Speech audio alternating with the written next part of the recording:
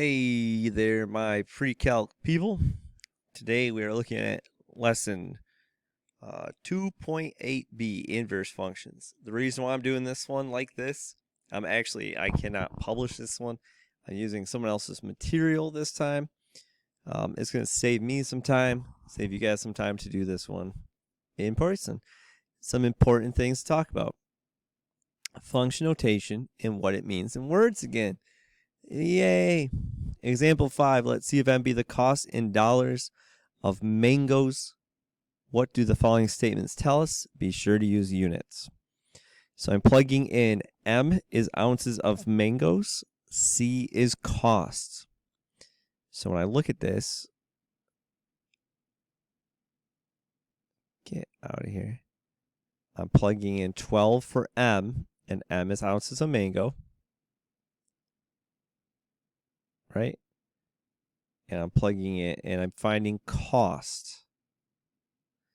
So what this is telling me, it will cost $0.75 to buy 12 ounces of mango. Oopsie. Let's see if I was right. And it says 12 ounces of mango will cost 75 cents or $0.75.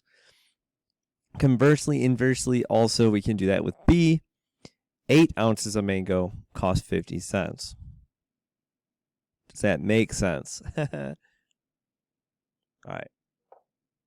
Let's do another one. Now, what's the inverse going to be, though? Oh, I kind of wrote it there. Jiminy Crickets, Mr. Twiller. The inverse of C.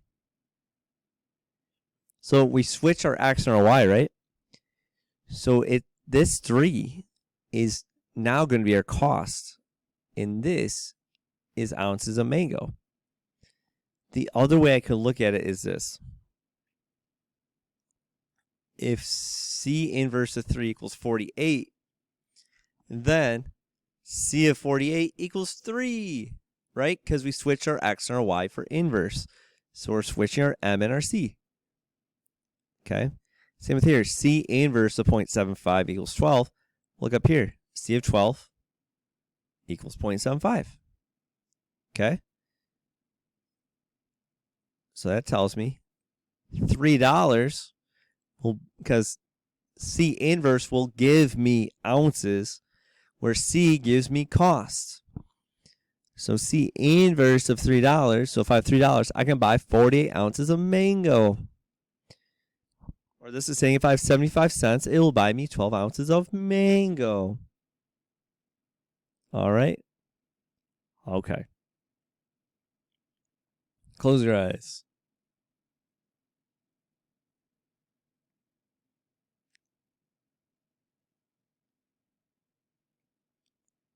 What's behind the curtain, Bond? All right. All right. So now we're going to do P of X is the average daily quantity of water in gallons required by a palm tree of height X. So W is water, which is P of X. X is feet, footses. So it's P of 25. P of 25 is my number of gallons of water when the height, my X, is 25 feet. Am I right? Yep. Because I'm plugging 25 for X. P of X gives me my gallons. What does P inverse of 25 represent? So if I'm plugging in gallon or feet to get gallons, the inverse would be to plug in gallons to get feet. Oh, it's right here. So I'm plugging in 25 gallons now, and that'll give me how many feet. I'm switching my X and my W. Okay? So when I'm inversing, I switch it.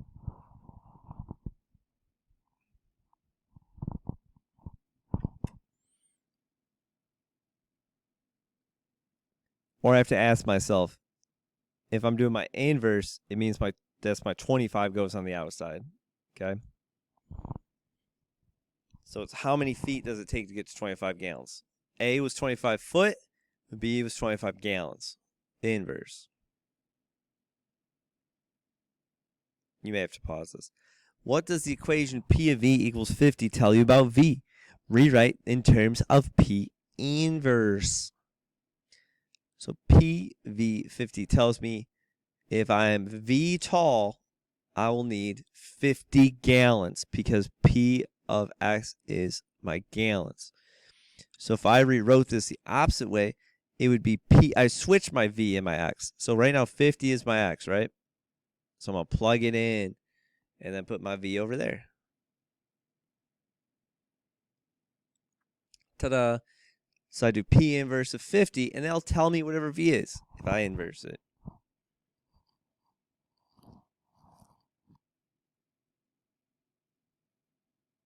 Lastly, palm trees on average of Z height, and a tree the average requires K gallons of water, represented in terms of P and P negative 1. So remember, I plug in feet to get gallons, right? So Z, I'm going to do P of Z equals K, right? P of Z equals K. Because I plug in feet and I get gallons. Now the inverse, you switch your X and your Y, or your K and your Z. All right.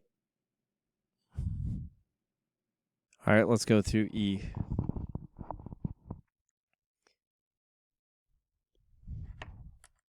All right. So let's do this. Z is from up above is the average height. K is how many gallons it needs, right? So let's write these in words. So if I'm doing P of 2Z, what am I doubling? What am I timesing by 2?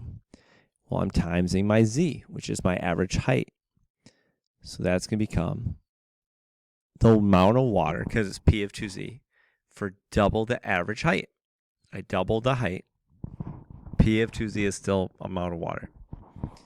Now, when I put the 2 on the outside, I'm doubling the water for the average height of the palm tree, because P of Z, remember, P of Z is water.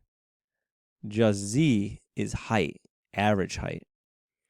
So I'm not changing Z, I'm timesing after I plug in Z, that's the gallons, okay? All right. Now what am I doing over here? I'm taking my Z, so that's my height, and I'm adding 10. So I'm going to take it, and I'm going to grow 10 feet more than the average, because it's my Z plus 10. Z is my average height plus 10. Where on 4 IV, I'm taking my P of Z, which is gallons, and now it's on the outside. I'm going to add 10 gallons. So I'm moving the whole graph up. Where on 3, I was moving it to the left 10.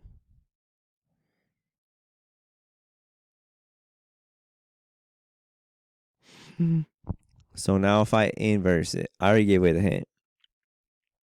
So I throw 2K in there, right? And that's going to equal Z, right? When I inverse it, you got to think about this is going to equal Z, right? Whenever you inverse it, you're switching your X and your Y. So I'm switching my Z and my K. That makes it a little bit easier because in my normal function, I flip around those. I'm doing P of Z equals 2K. And what that tells me is everything. Everything I need to know. That tells me that it's twice the amount of water for a tree that's Z foot tall. So I'm finding out how much it is. I'm doubling the amount of water. We're on 6. I'm doing it. I'm adding 10 gallons more than I need. All right. Don't worry. This stuff's kind of confusing. I know. You'll be okay. All right. And lastly, I'll do that in class. Lastly, P inverse of K plus 10. So I have to think about this. My Z, the whole thing is Z plus 10. So it's the water needed for a 10 foot taller than average. And 8 is 2 total foot shorter. I'm not too worried about these. Kind of rushed it. But thank you guys for playing along. I appreciate you all. Have a good day.